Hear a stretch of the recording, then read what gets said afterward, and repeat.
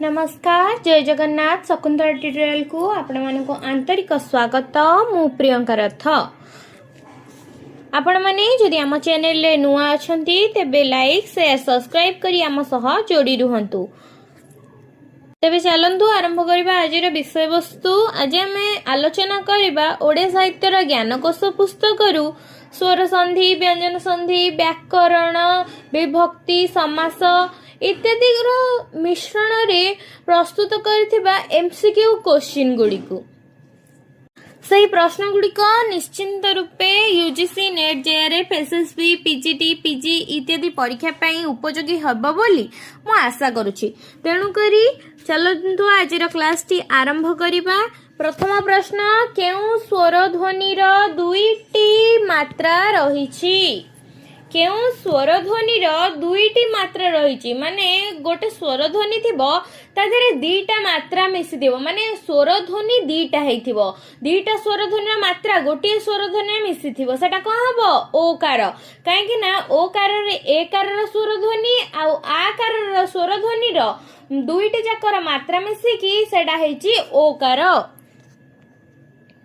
Next question, गोटे व्यंजन वर्ण आउ एक भिन्न व्यंजन सह मिसी जेउ सांकेतिक रूप प्रदान करिथांती ताहाकू कोन कुहा जाए? गोटे व्यंजन वर्ण आउ एक व्यंजन वर्ण सह मिसी जेउ सांकेतिक रूप प्रदान करिथांती ताहाकू फला कुहा जाए। केउ फला तले व्यवहृत होई न थाए? केउ फला तले व्यवहृत होई न थाए? सब फला आमे कोन देखिचे हर्षोकार दीर्घोकार इत्यादि तले व्यवहृत होई थाए, किंतु ज्य फला तले व्यवहृत होई न थाए।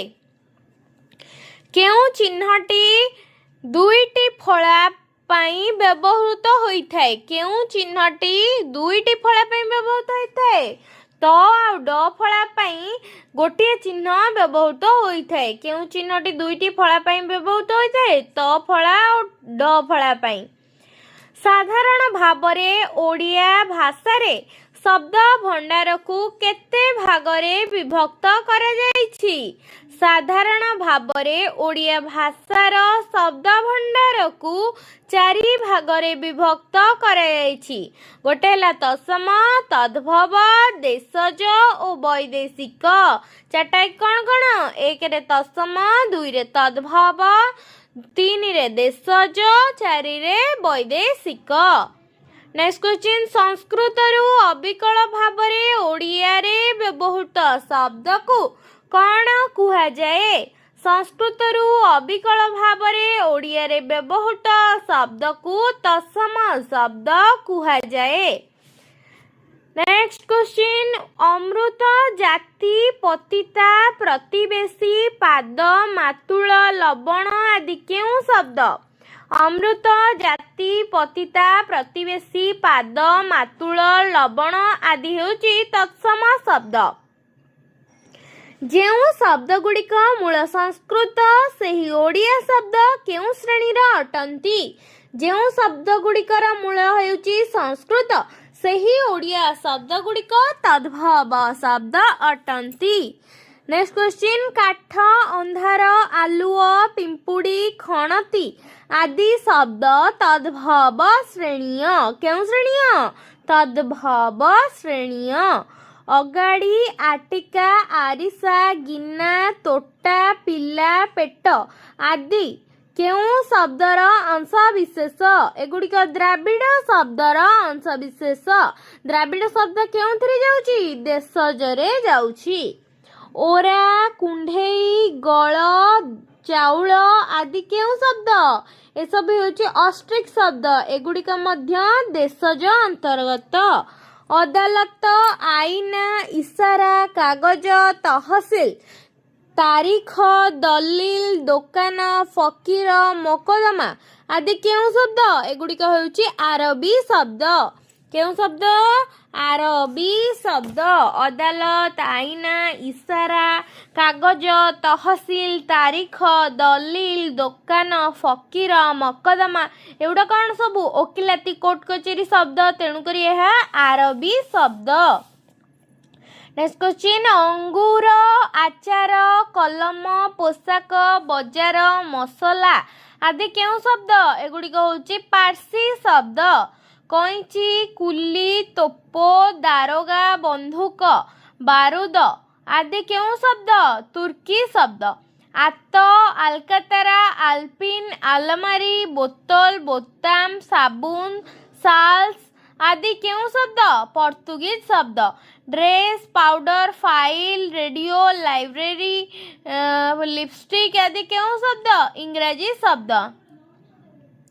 कॉमेडी और ट्रेजेडी केउं शब्द कॉमेडी और ट्रेजेडी ग्रीक शब्द।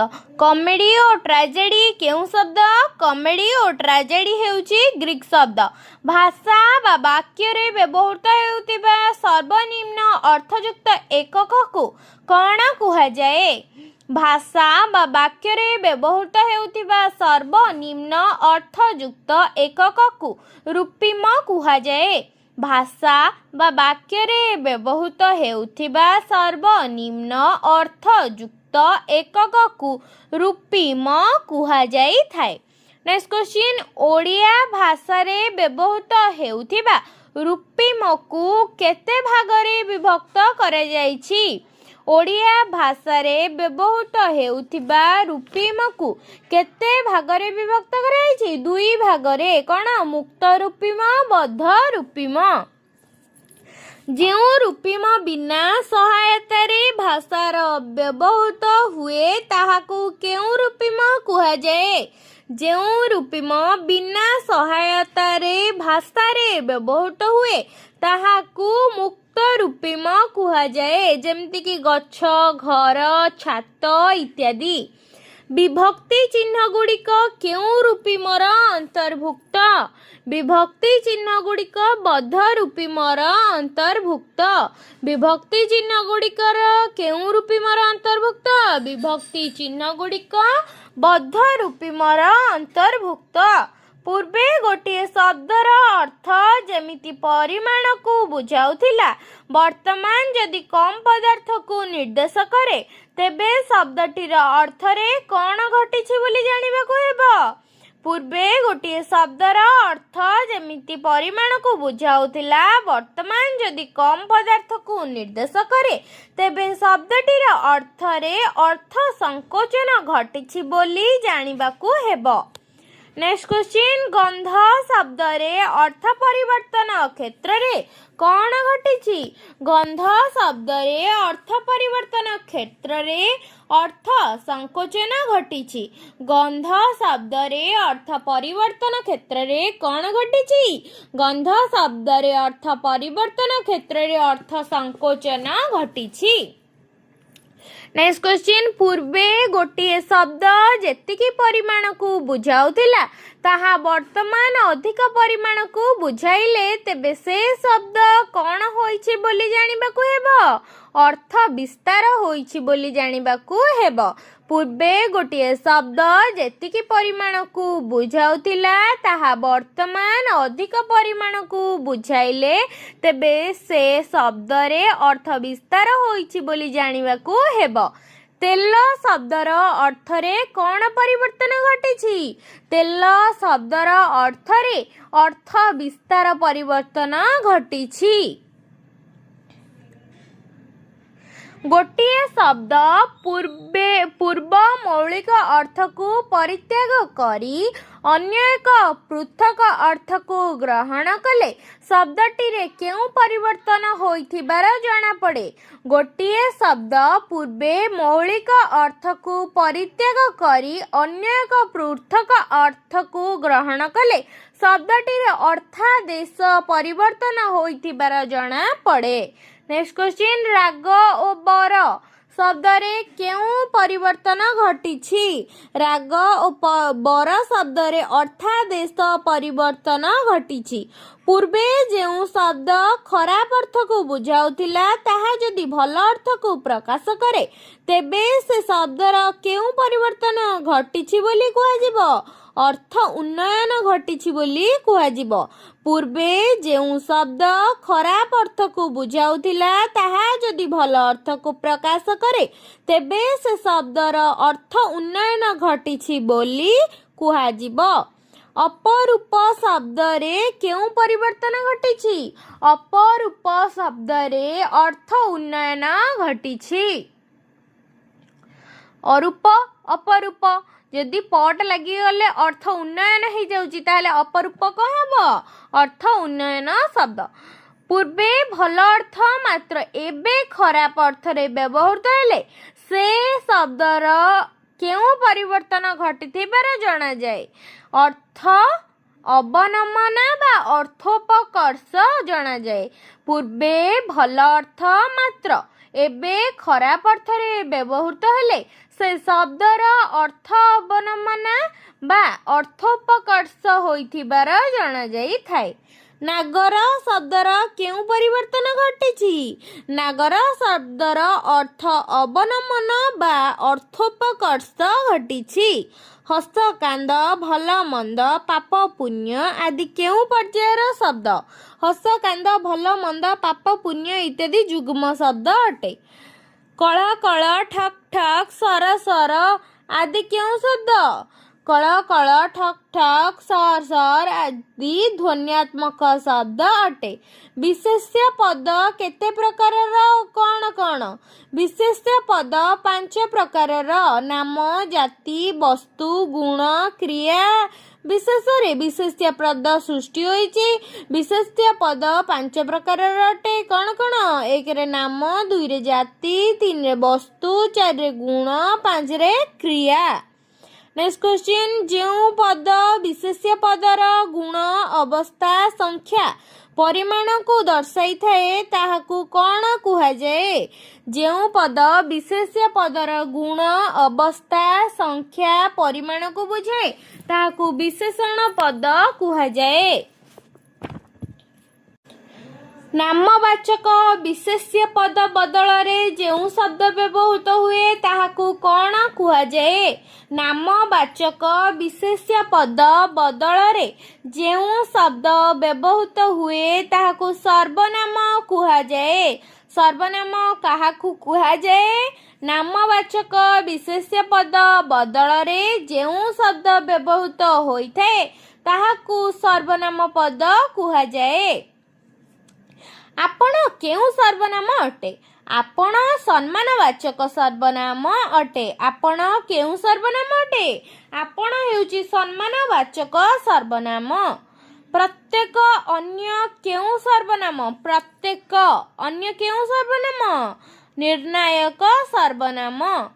जेउ पदर कारक विभक्ति लिंग आदि भेदरे कौनसी परिवर्तन घटे नहीं ताहाकू केउ पद कुहा जाए? जेउ पदर कारक विभक्ति लिंग आदि भेदरे कौनसी परिवर्तन घटे नहीं ताहाकू अव्यय पद कुहा जाए। ओ एवं आहुरी पुणी मध्य आदि केउ अव्यय? संयोजक अव्यय। तथापि नतुबा किंतु मात्र आदि केउ अव्यय? बीजोजक अव्यय। बारंबार केउ अव्यय? विपक्षार्थक अव्यय। बारंबार विपक्षार्थक अव्यय। हे आलो केउ अव्यय? संबोधन अव्यय। सुतरां तेणु केउ अव्यय? हेतु अव्यय। धातु सह विभक्ति जोग होई जेउ पद गठन करंती ताहाकू केउ पद कुहा जाए? धातु सह विभक्ति जोग होई जेउ पद गठन करंती ताहाकू क्रियापद कुहा जाए। ओडिया क्रियापद को केते भागरे विभक्त करा जायछि? ओडिया क्रियापद को 2 भागरे विभक्त करा जायछि, समापिका क्रिया और असमापिका क्रिया। धातु बा शब्द पूर्वरु जेउ प्रत्यय जोग होई नूतन पद गठन करंती सेही प्रत्यय को कौन कुहा जाए? धातु बा शब्द पूर्वरु जेउ प्रत्यय जोग होई नूतन पद गठन करंती सेही प्रत्यय को उपसर्ग कुहा जाए। ओडिया रे ସଂସ୍କୃତରୁ ଗୃହୀତ ଉପସର୍ଗର ସଂଖ୍ୟା କେତେ? ଓଡ଼ିଆରେ ସଂସ୍କୃତରୁ ଗୃହୀତ ଉପସର୍ଗର ସଂଖ୍ୟା 20। ଧାତୁରେ ପ୍ରତ୍ୟୟ ଯୋଗ ହୋଇ କେଉଁ ନୂତନ ଶବ୍ଦ ଗଠିତ ହୁଏ ତାହାକୁ କ'ଣ କୁହାଯାଏ? ଧାତୁରେ ପ୍ରତ୍ୟୟ ଯୋଗ ହୋଇ ଯେଉଁ ନୂତନ ଶବ୍ଦ ଗଠିତ ହୁଏ ତାହାକୁ କୃଦନ୍ତ ପଦ କୁହାଯାଇଥାଏ। ପୂର୍ବ କ୍ୱେଶ୍ଚିନ୍ରେ ଆମେ କ'ଣ ଆଲୋଚନା କଲେ? ଓଡ଼ିଆରେ ସଂସ୍କୃତରୁ ଗୃହୀତ ଉପସର୍ଗର ସଂଖ୍ୟା କେତେ? ନା 20। କିନ୍ତୁ ସଂସ୍କୃତରେ ଉପସର୍ଗର ସଂଖ୍ୟା କେତେ? 22। ଶବ୍ଦରେ ପ୍ରତ୍ୟୟ ଯୋଗ ହୋଇ ଯେଉଁ ନୂତନ ଶବ୍ଦ ଗଠିତ ହୁଏ ତାହାକୁ କ'ଣ କୁହାଯାଏ? ଶବ୍ଦରେ ପ୍ରତ୍ୟୟ ଯୋଗ ହୋଇ ଯେଉଁ ନୂତନ ଶବ୍ଦ ଗଠିତ ହୁଏ ତାହାକୁ ତଦ୍ଧିତ ପଦ କୁହାଯାଏ। କ୍ରିୟାର ମୂଳ ପିଣ୍ଡକୁ କ'ଣ କୁହାଯାଏ? କ୍ରିୟାର ମୂଳ ପିଣ୍ଡକୁ ଧାତୁ କୁହାଯାଏ। କ୍ରିୟାର ମୂଳ ପିଣ୍ଡକୁ କ'ଣ କୁହାଯାଏ? କ୍ରିୟାର ମୂଳ ପିଣ୍ଡକୁ ଧାତୁ କୁହାଯାଏ। ଜୀବନ୍ତ ଏକ କେଉଁ ଶବ୍ଦ? ଜୀବନ୍ତ କୃଦନ୍ତ ଶବ୍ଦ। ତାର୍କିକ କେଉଁ ଶବ୍ଦ? ତଦ୍ଧିତ ଶବ୍ଦ। ବାକ୍ୟ ମଧ୍ୟରେ ପରସ୍ପରର ସମ୍ବନ୍ଧ ଥିବା ଦୁଇ ବା ତତୋଧିକ ପଦକୁ ଏକ ପଦରେ ପରିଣତ କରିବା ପ୍ରକ୍ରିୟାକୁ କ'ଣ କୁହାଯାଏ? ବାକ୍ୟ ମଧ୍ୟରେ ପରସ୍ପର ସମ୍ବନ୍ଧ ଥିବା ଦୁଇ ବା ତତୋଧିକ ପଦକୁ ଏକ ପଦରେ ପ୍ରକାଶ କରିବା ପ୍ରକ୍ରିୟାକୁ ସମାସ କୁହାଯାଏ। ସମାସ ପ୍ରକ୍ରିୟାରେ ଯେଉଁ ପଦଗୁଡ଼ିକରୁ ଏକ ପଦର ପରିଣତି କରାଯାଏ ସେହି ପଦକୁ କ'ଣ କୁହାଯାଏ?